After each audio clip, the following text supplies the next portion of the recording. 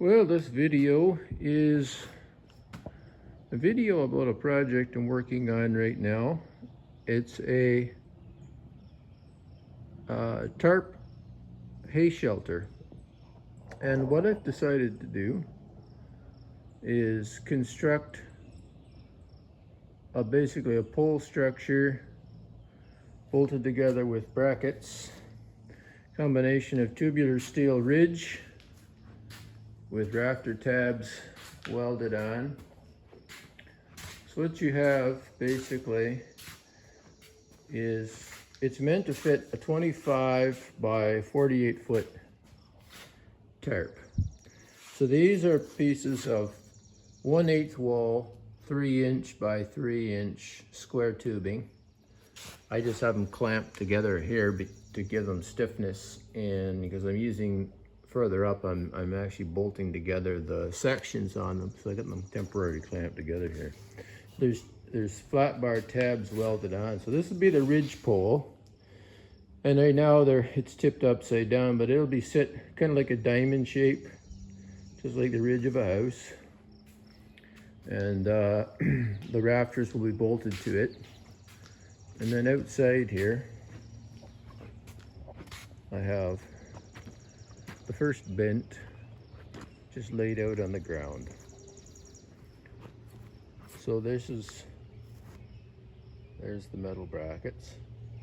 There's 4-foot sidewalls and a 12-foot rafter, which gives you a width of 17 feet and a height to the peak of 12 feet.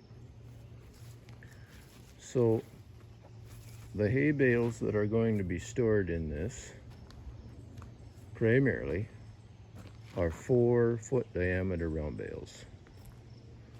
So there's lots of room to stack them up 3, 2, 1. And so here's the brackets. There are 3 different kinds of brackets because I have 2 24-foot sections which will be put together end to end. So there'll be basically, in essence, it's one shed, but there'll be actually 2 sections, two 24-foot sections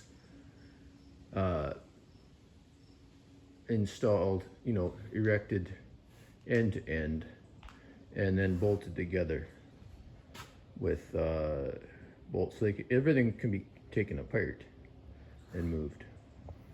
So there's end brackets here, lefts and rights for the gable ends.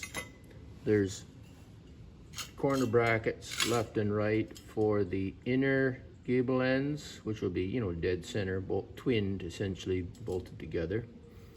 And then there are mid-span brackets for each leg along the sides in between the corner brackets.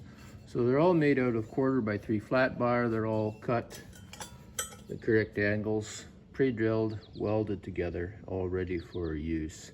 So I'm just getting started now, bolting together the sections. Out here I have, these are the legs, the sidewall sections, and these are the rafters right here.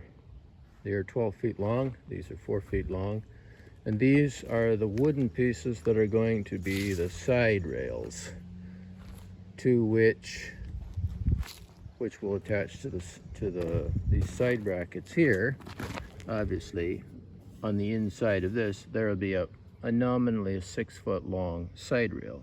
As you were laying on the ground here, this will be stood up vertical, and then the 6-foot side rails that go between each frame section. They'll be made out of these. So these are 3 by 3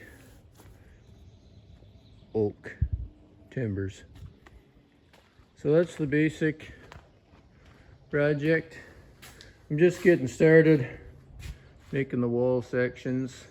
I can't go too far because I went to the hardware store yesterday and I cleaned them out of bolts. I went to one store and all I could get was 2 bolts. I couldn't even get the same kind, so I got a box of 25 of these black iron bolts.